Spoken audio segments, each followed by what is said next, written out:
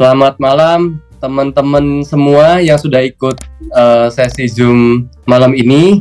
Untuk acara malam ini judulnya itu nggak cuma tahu, ya, bahkan lebih spesifik nggak cuma tahu. Ya, tempenya nanti bisa dicari sendiri ya. Tujuannya apa? Topik-topik yang kita bahas di setiap sesi ECT istilahnya itu topik-topik nggak yang berat-berat kok. Topik-topik yang cukup umum, tapi seringkali mungkin kita lupa. Akhirnya kita cuma sekedar tahu aja, tapi nggak dipraktekin. Ya, jadi harapannya dari sesi hari ini kita juga ada Mbak Sarah dari Speaking ID nanti bisa sharing, mungkin akan lebih banyak memperkenalkan diri juga tentang Speaking ID, tentang apa sih ya, biar teman-teman juga bisa tahu. Dan nanti kita akan lakukan sesinya lebih banyak diskusi, dan Mbak Sarah mungkin nanti kalau ada materi yang mau di-share juga akan di-share. Tapi teman-teman, di Kevin kita percaya bahwa cara tercepat untuk kita belajar adalah dengan kita juga aktif bertanya dan kita aktif sharing, ya. Jadi nggak perlu takut salah atau benar, tapi banyaklah bertanya, boleh di chat, boleh raise hand. Nanti saya akan bantu moderasi pertanyaan-pertanyaannya, ya. Rugi kalau nggak nanya, ya. Mumpung ada narasumber yang keren ini. Oke, malam Mbak Sarah, mungkin boleh nyapa teman-teman di sini sambil perkenalkan diri dan perkenalkan tentang background-nya Mbak Sarah, silakan. Baik, terima kasih Mas Jai dan juga Kevin yang sudah memfasilitasi ya untuk acara malam hari ini. Salam kenal teman-teman semua, boleh dong ditulis juga di kolom chat dari mana aja. Bisa tahu event malam hari ini dari mana itu juga boleh ya. Jadi biar kita tahu juga gitu ya, tersebar kemana aja sih lahirnya. Speaking ID ini adalah lembaga pelatihan komunikasi dan pengembangan diri di bawah PT Speaking ID Semua Bisa Bicara. Jadi kami memfasilitasi baik itu individu, kemudian komunitas, instansi pemerintah, swasta untuk bisa mengoptimalkan kemampuan komunikasi dan juga mengembangkan dirinya. Komunikasinya itu luas ya, bisa dari komunikasi interpersonal, gimana kita berkomunikasi dengan rekan kerja, bisa komunikasi publik, bagaimana kita presentasi, pidato, orasi, kemudian juga jadi MC, moderator. Bagaimana kita berkomunikasi secara digital, kreatif konten, jadi seluruh aspek komunikasi dan juga soft skill yang berguna untuk pengembangan diri pribadi dan juga sosial profesional bisa kami bantu begitu. Jadi kalau malam hari ini topiknya kaitannya sama komunikasi, semoga apa yang saya pelajari selama 17 tahun, kebetulan karena saya praktisi di bidang komunikasi selama 17 tahun, kemudian mengawali karir sebagai penyiar radio dan juga reporter sampai saat ini mengajar di kampus. Jadi saya sangat bersyukur bisa berinteraksi mulai dari generasi baby boomer sampai generasi alpha ya.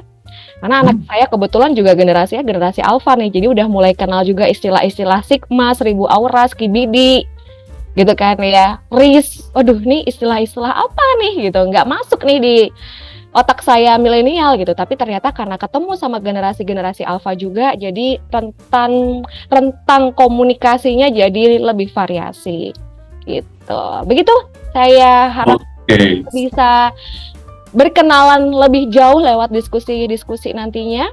Di sini ada yang gabung banyak dari Pekanbaru juga, Sarangeo, Kak Sarah katanya. Ada Pekanbaru, ada Bogor ya. Dari Jakarta juga. Halo Jakarta, dari ada Jawa. Pasuruan. Oke, baik. Mantap. Mas Jai. Thank you Mbak Sarah. Nah, teman-teman, ini tadi udah dengar ya tentang background-nya Mbak Sarah, dan hari ini kan memang kita akan banyak menggali tentang komunikasi. Jadi, teman-teman mungkin kemarin juga pada saat daftar sudah tulis pertanyaan juga yang mau ditanyakan. Ya, tapi nanti kalau misalnya ingin elaborasi dari sesi diskusi ini, boleh ditanyakan, boleh raise hand atau tulis di chat. Mbak Sarah, kan tadi sudah bilang sudah 17 tahun ya di bidang komunikasi ini ya. Boleh nggak di-share apa sih yang dirasa paling menarik dari kegiatan berkomunikasi yang akhirnya membuat Mbak Sarah memutuskan untuk konsisten mendalami bidang komunikasi ini? Apa yang menarik? Apa yang menarik dari komunikasi?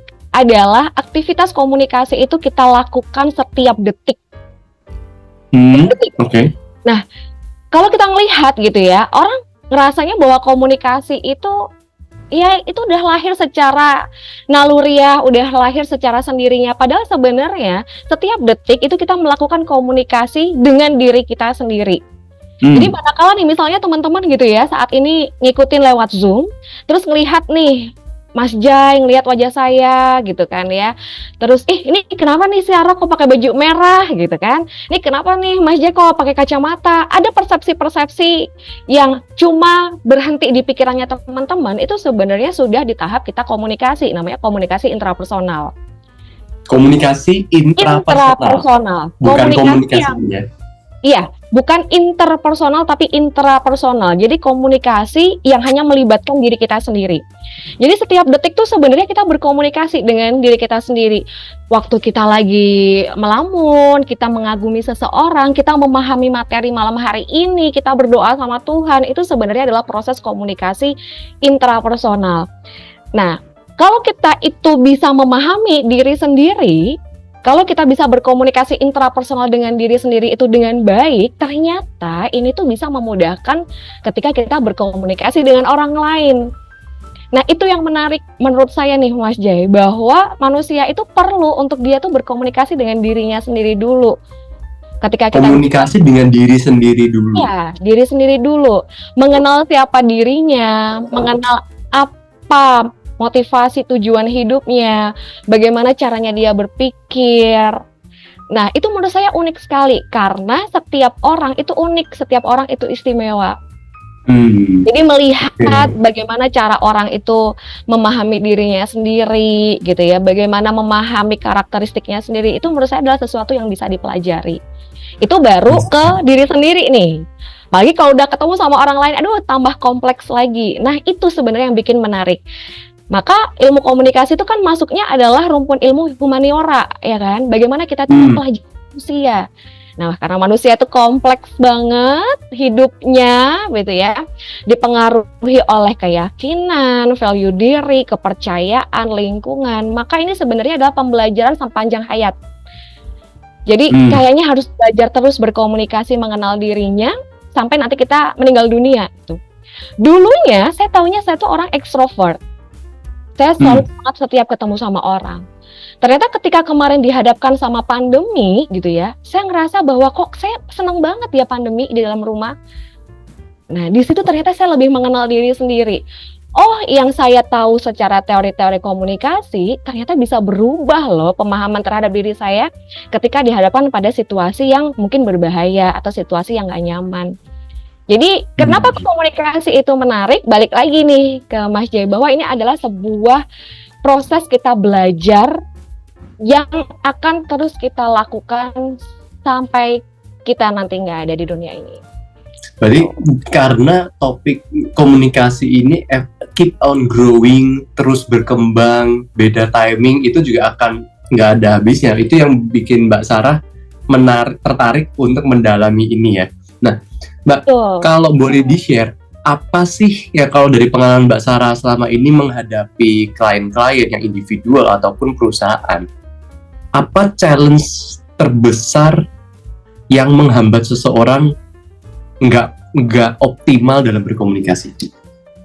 Baik, yang pertama adalah setiap orang itu tidak memahami kapasitas dirinya. Itu menurut saya cukup berbahaya. Jadi dia nggak tahu apa yang dia mau, dia nggak tahu apa yang dia rasakan, sehingga ketika ketemu sama orang lain dia akan kesulitan untuk mengungkapkan. Oke. Sebagai contoh gitu ya. Kebetulan di Speaking ID ada pelatihan public speaking juga. Kami punya public class, kami punya pelatihan reguler di kantor, begitu ya. Ada orang yang mendaftar karena disuruh sama orang tuanya. Itu satu. Ada orang yang mendaftar dengan uangnya sendiri, hasil menabung. Oke. Ada yang mendaftar karena ikutan teman-temannya. Ketika dia datang ikut pelatihan, 3 orang dengan motivasi yang berbeda ini akan membentuk sikap atau perilaku yang berbeda. Yang disuruh orang tuanya muncul keterpaksaan, ada rasa malas gitu ya. Tapi Akibatnya karena apa? disuruh, ya Karena wes disuruh gitu ya ya. wes berangkat gitu. Kemudian kalau yang dia bayar sendiri karena dia tahu oh susah ya ternyata ya untuk ikut pelatihan itu harus keluar duit, dia jauh lebih antusias datangnya tepat waktu gitu kan, aktif di kelas dan lain sebagainya. Yang ikut temennya, kalau temennya masuk dia ikutan masuk, kalau temennya nggak masuk dia ikutan nggak masuk. Nah begitu juga ketika ketemu sama klien nih Mas Jay, ada yang dia itu berkomunikasi gitu ya, itu lantaran ya karena ini adalah tanggung jawab aku sebagai karyawan, jadi mau nggak mau nih aku harus gini, ketemu sama orang, aku harus ramah gitu. Ada yang karena dia merasa bersyukur sama pekerjaannya, sehingga ketika ketemu sama orang tuh juga tersenyum, menyapa dengan Happy baik, ya sama kerjaannya sendiri gitu gitu ya. ya. Maka ini ternyata menjadi salah satu tantangan terbesar ketika seseorang tuh nggak tahu apa yang dia mau, dia nggak tahu apa yang dia rasakan, dia nggak tahu harus berbuat apa. Ya ibaratnya kita ngeblank gitu ketika berhadapan dengan orang. Itu paling sering saya hadapi. Jadi misalnya Nggak dalam tahu tujuannya apa gitu ya ketika iya dia mau betul. komunikasi. Jangankan tujuan, kadang-kala dia datang aja tuh, aku kesini ngapain ya? Gitu. Hmm, Misalnya Oke. meeting, saya beberapa kali meeting gitu ya teman-teman ya, saya beberapa kali meeting sama klien, kita janjian di Zoom meeting, itu ada loh momen blank gitu ya, kalau di radio istilahnya adalah dead air, kita udah masuk di Zoom, terus kita cuma diem tatap-tatapan doang. Ini siapa nih yang mau mulai? Ini siapa yang mau mulai? Nanti dia nggak punya inisiatif gitu untuk membuka sebuah sesi tersebut. Nah, jangankan tujuan, dia aja dari dalam dirinya keinginannya untuk berinteraksi sama orang lain tuh bisa aja nggak ada. Oke. Tantangan terbesarnya dari setiap orang adalah dia nggak tahu sebenarnya apa yang dia mau, apa yang dia rasakan, apa yang dia inginkan, apa yang dia harapkan ketika berkomunikasi sama orang lain. Dan itu akhirnya ngerembet ke ya karena dia nggak Kerjanya. kenal diri sendiri dan Betul. dia nggak tahu, akhirnya ya salah satu efeknya adalah komunikasinya juga jadi bermasalah gitu ya. Jadi ujung-ujungnya juga tetap perlu tahu. Oke. Nah, terus kalau gitu Mbak Sarah, oke, kalau tentang mengenal diri pastinya itu akan sangat dalam banget ya, karena akan banyak aspek yang kita perlu tahu. Nah, sekarang nih, kalau dari kacamata Mbak Sarah selama ini, dan dengan sekarang ada berbagai generasi, ya, dari generasi milenial, baby boomers, alpha, Z, dan lain-lain. Dari yang Mbak Sarah lihat, apa problem gap komunikasi terbesar nih, yang kayaknya ini kalau nggak dipahami, ini tuh kayaknya akan jadi challenge seterusnya gitu loh. Apa nih antar lintas generasi ini yang paling bikin kendala? Baik, ini sebenarnya pertanyaan yang sangat menarik sekali. Saya harus sedikit tarik mundur bahwa permasalahan komunikasi antar generasi itu seringkali disebabkan karena perbedaan pengalaman dan perbedaan referensi. Dua kuncinya. Jadi untuk membuat sebuah proses komunikasi itu efektif, orang tuh harus punya pengalaman yang sama, harus punya referensi yang sama. Referensi ini maksudnya contoh case study Contohnya- atau apa? Contohnya referensi ini bisa dari bacaan bukunya, literasinya, gitu ya. Kemudian juga wawasan dia, akses informasinya, Minat. contoh gitu ya, minatnya juga bisa. Sebagai contoh nih misalnya, kalau kita bicara katakan gitu ya dalam sebuah rapat. Dalam sebuah rapat di situ ada baby boomer, di situ ada generasi X, ada Y, ada milenial. Kalau kita ngelihat pengalaman para baby boomer, mereka hidup di era teknologi internet belum secanggih ini. Maka kalau ngajak rapat baby boomer, pengalaman mereka gitu ya, rapat itu juga harus ada undangannya dulu. Kita kumpul dulu gitu kan ya. Rapatnya dibuka, tanya kabar. Itu pengalaman yang ada di baby boomer. Tapi mungkin hal itu pengalaman tersebut tidak dirasakan oleh Gen Z karena mereka sukanya kalau misalnya ada undangan rapat sudah terbiasa rapat itu ya undangan lewat WA mungkin Iya, atau Google Calendar Atau sekedar atau itu Google udah. Calendar, ya kan? Tapi kalau kita ngelihat pengalamannya baby boomer, orang tua zaman dulu rapat itu gimana? Itu ada undangan kertas gitu. Ya besok ya, gitu kan. Mereka punya fase berkomunikasi dengan cara tertulis. Kalau misalnya mau meninggalkan pesan pakai sticky notes misalnya. Itu masih gaya-gaya lawas gitu. Jadi pengalamannya tuh berbeda. Nah, ini itu salah satu yang membuat gap komunikasinya menjadi berjarak. Baby boomer suka sesuatu hal yang terstruktur rapi, terjadwal gitu ya, dengan forum-forum yang formal. Sementara generasi Z ini kalau bisa rapat itu selesai di WA ya di WA aja. Nggak usah harus ketemu besok jam 10 gitu.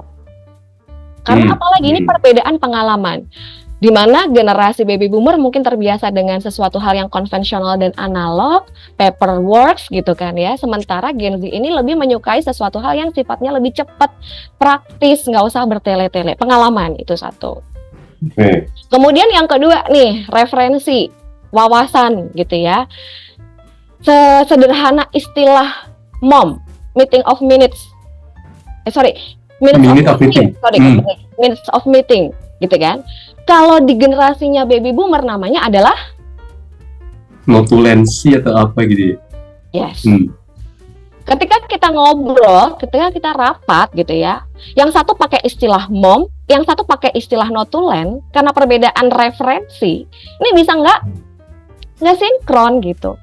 Kita ngertinya adalah minutes of meeting gitu generasi Z ini. Ayo dibuat ya MOM-nya. Sementara buat baby boomer apa itu MOM? Notulen lah. Gitu.